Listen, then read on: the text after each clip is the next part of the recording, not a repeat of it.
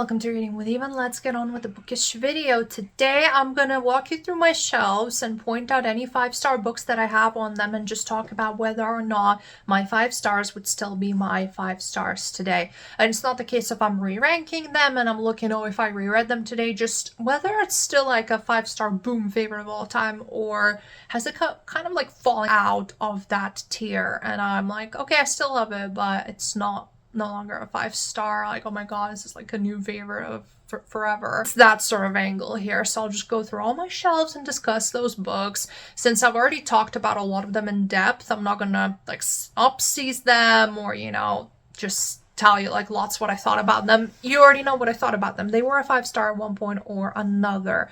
So without any further ado, let's dive into the audit. Okay, we will start with this shelf. So the first one is They Never Learn by Elaine Fargo. This is a very recent 5-star. I think the last 2-3 months. I read it, I think, in November. So that's definitely still a 5-star because I've not had enough time to not think whether it should still be. It's a new experience.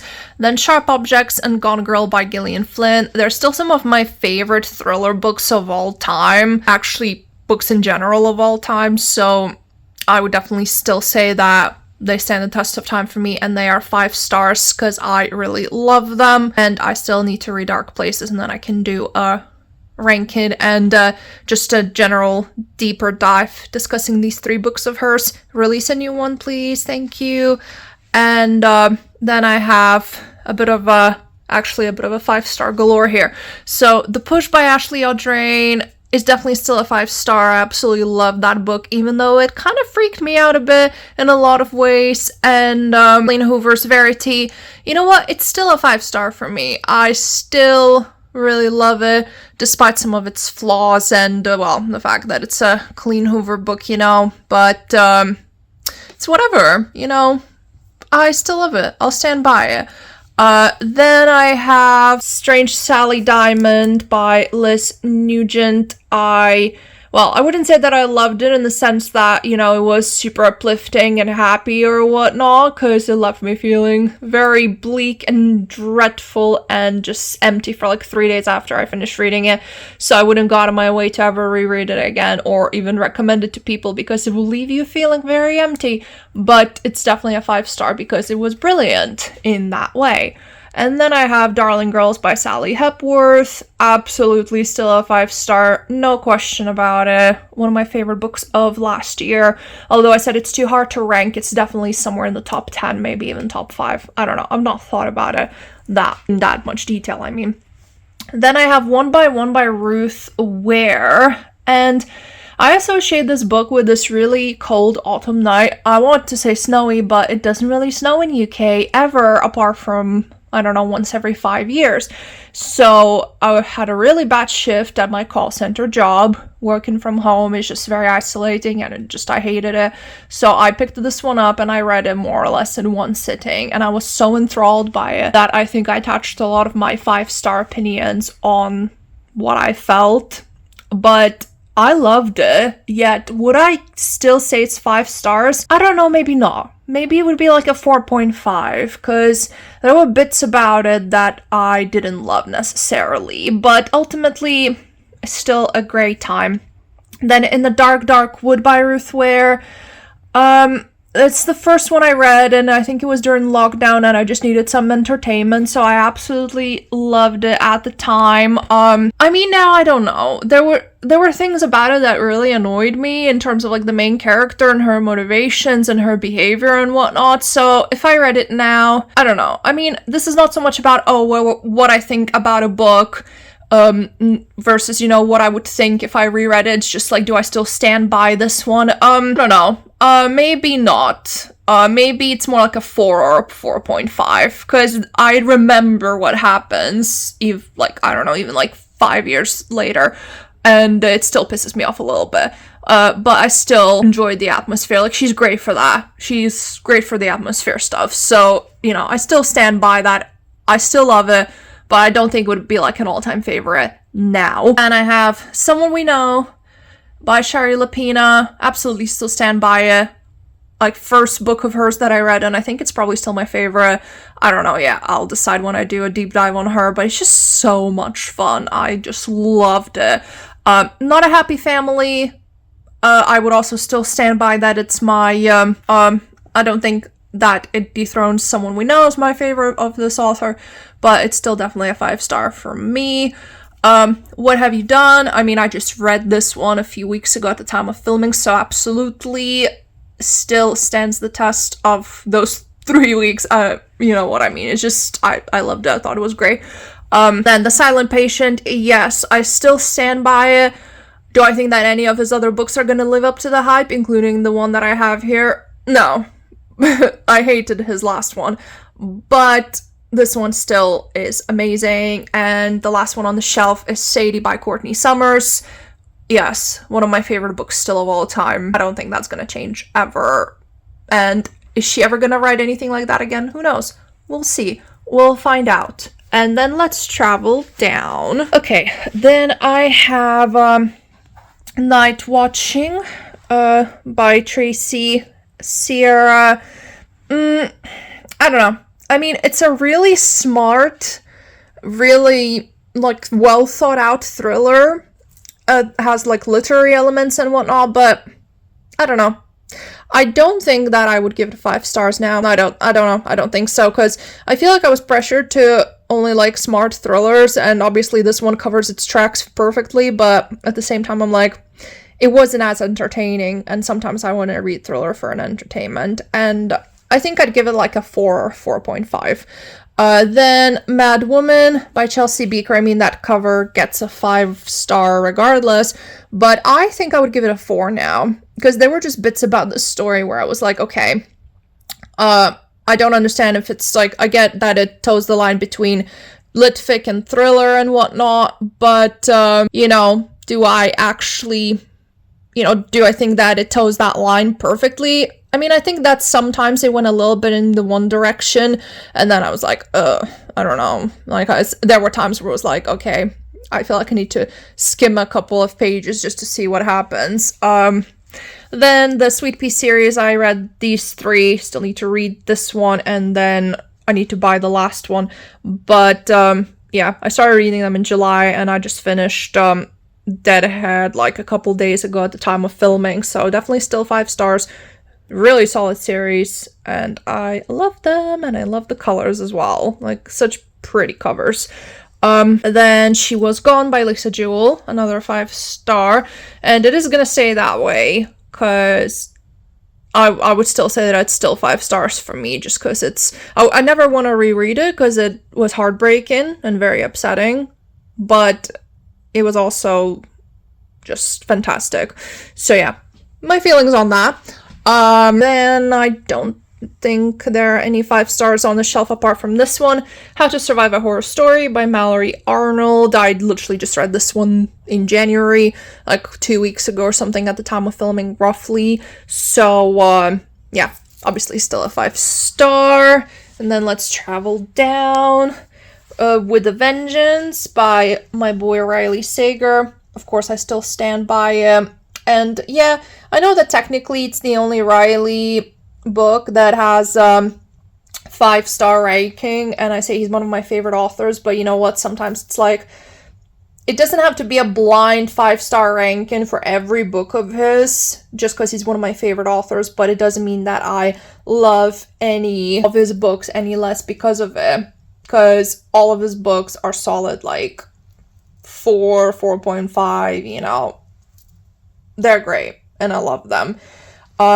Then I have, what do I have? Oh, there you go. Pen Pal by Dathan Arbach. I still stand by that. That book definitely creeped me out in all the right ways. Maggie's Grave by David Sonegren. This one, I don't know. I mean, I really enjoyed it, but... would I rank it 5 stars? I mean, is it still 5 stars? I don't know. Maybe it's like more of a 4.5 or something, but, you know, that's just, you know, I'm being like thinking of all like overall all-time favorites, you know, of the past like however many years I've been reading and all that, because, you know, at some point, some of them have to kind of be pushed out a little bit to make room for like a new top 10 books of all time and whatnot. And, you know, the ones that stand that test of time, you know, eventually it happens. And yeah, I don't have any 5 stars anymore on this shelf. And yes, I know that means I've not rated a Grady Hendrix a 5-star, but I still love him as an author, but like none of his books were that perfect for me to say that they're like an all-time favorite. Right. This is Not a Test by Courtney Summers. Yes, it definitely still is a 5-star. And I am very, very excited to buy a new edition of this book with extra scenes and extra chapters at the end of next month. So that's definitely something that I am gonna buy and read soon. Then House of Hollow by Crystal Sutherland. Yes, still 5-star, 100%. Then Sealed by Naomi Booth. I don't know. I think maybe it's more like a 4 or something. It's just, sometimes I think about it, but then other times I'm like, it wasn't anything like, oh my god, oh my god, oh my god. But it's, pretty much like one of the only books that I had to read for uni that I genuinely enjoyed, so, you know, maybe that counts for something. Then Near the Bone, I just read it in December, so of course I still think it's a 5-star. So Thirsty by Rachel Harrison. Yes, still a 5-star. Rouge by Mona Wad. I don't know. Maybe I would give it like a 4.5. Maybe, like, Bunny definitely outweighs it, which, by the way, is on the same shelf, as you can see it popping out there. Battle Royale, I just read it last month, and definitely stands that test of time. Like I said, Bunny, I definitely prefer to Rouge, and I found myself, like, sometimes when I would be reading Rouge, I would be like, this is not as good as Bunny, so, like, naturally, I just feel like if I only could keep one 5-star for Mona, Bunny would be it. Lost in the Garden by Adam S. Leslie. Yeah, I'd say that one still holds up for me. The Dark Descent of Elizabeth Frankenstein. Yes, definitely. I still remember this book, and I really loved it. And then the last couple of shelves on this shelf unit. Anyway, right. What did I rank 5 stars? Camp Slaughter by Sergio Gomez. Yes, I loved it. I need to read the rest of the trilogy. Then I have Cirque Berserk by Jessica Guess. Yes, that was so fun. Tastes Like Candy. Yes, still a 5-star, no doubt. The Mary Shelley Club by Moldavsky. What was the full name of this guy? Yeah, Goldie Moldavsky. Yes, I love it. Still one of my favorite slashies. Then Charlotte Says and Frozen Charlotte, they're the same. That's the prequel, that's the OG. I say the OG one still holds up as a 5-star. The prequel, probably more like a bit of a 4.5 for me. Sleepless by Lou Morgan, I gave it 5 stars like 10 years ago. Now I'd say it's more like a 4, just because the pacing, I still remember thinking the pacing was a bit, and the ending I was like, a bit too ambiguous. And then Savage Island by Brian E. Pierce. Yes, it still holds up purely because it was just so entertaining. And then Mrs. Jekyll by Emma Glass. Yes, it still holds up because I just really enjoyed her style on this book. She's a bit of a one-hit wonder for me. And then I have the last shelf here, Small Town Horror by Ronald Malfi. I don't know. I feel like I rushed to rank it 5 stars a little bit. I would say that it's more of a 4, maybe 4.5 for me, I think, now. Then The Weight of Blood by Tiffany D. Jackson, yes, still ranks up. I love that book so much. And then the last couple here, obviously Stephen King's The Shining and Pet Sematary. Yeah, still stand the test of time for me. Still favorites. I don't care that Stephen King is oversaturated, whatever. These 2 works are definitely some of his best, and I love them. Alright then, on to another shelf. Okay, just gonna try to not move this out of the way completely. The Invisible Life of Addie LaRue by V. Schwab. Yes, of course, my favorite book of 2024. No notes there. Then I have The House of Salt and Sorrows by Aaron Craig. I think this one would be more like a 4 or 4.5 now for me. I think there are some really great horror-like elements there, and a bit of like retelling of the 12 Dancing Princesses and all of that. I think that's really fun, but then it gets a little bit into like high fantasy mythology, and then it just loses me a little bit. The Night Circus, yes. I need to reread this at some point at the time of my life where I'm less burnt out and stressed, and hopefully, I can appreciate it even more, and maybe like annotate. I don't know. I feel like if you were gonna annotate any book, this would be the one to do it. Then The Wicked Deep by Shia Earnshaw. Nah, it would definitely now be like a, 3.5 or a 4. I don't know. I think I was being a little generous there. The Kingdom by Jess Rothenberg. No, I don't stand by that 5-star purely because I struggle to remember it, but I really loved the idea. So it's definitely still like a 4 or a 4.5, I think. But yeah, I don't know. To be fair, it's hard for me to forget a book that I liked, because if I like a book and it leaves an impression, then I'm probably going to remember it for like years and years to come. So maybe a reread wouldn't hurt for this one. Then I have Secret History by Donna Tartt. Yes, it still holds up, for sure. Harry Potter books, obviously the ranking of each book varies. And I know obviously all the controversy, blah, blah. I know it, but they're my childhood, and I'm not going to apologize for loving them or talking about them. So as a series as a whole, they still hold up to me, and they will always hold up to me. That doesn't mean I support any pieces of shit that birthed it, basically. Then the Circle series here, obviously they're in Lithuanian, but they're written by Scandinavian writers, so I do think that you can access them, but I've never seen them like advertised. I'd say, yeah, I really enjoyed this series, and it's really messed up in a lot of ways, considering that it's meant to be YA, and the twist in the first book, I still remember it, and I was not expecting it, and I was like, yeah, that got me. That's how you know it's good. Then what do I have here? Did I rank up? Alice by Christina Henry. Yes, I still stand by that. I thought that was amazing. Once Upon a Dream. No, I think it was more like it's more like a 4 for me now, because it's just ultimately it's not that like, wow, this is my new favorite of all time. It was always like a soft 5-star, but it's definitely out of all of these, it's definitely my favorite.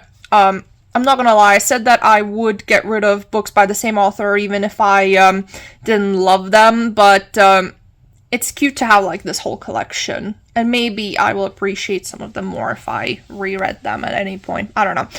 These aren't mine, so I'm not gonna talk about them. Then The Last Shelf Upstairs, and it will be a relatively shortish one because I still have so many unread ones here. But now, what have I read here? Murder on the Orient Express. Yes. Still a 5-star. The Shards by Bret Easton Ellis. It's the only one of this author that I kept, and I don't think it would be a 5-star because there are just some bits that I just don't think they were necessary, and it's just such a long-ass book. Probably like a 4, I'd say.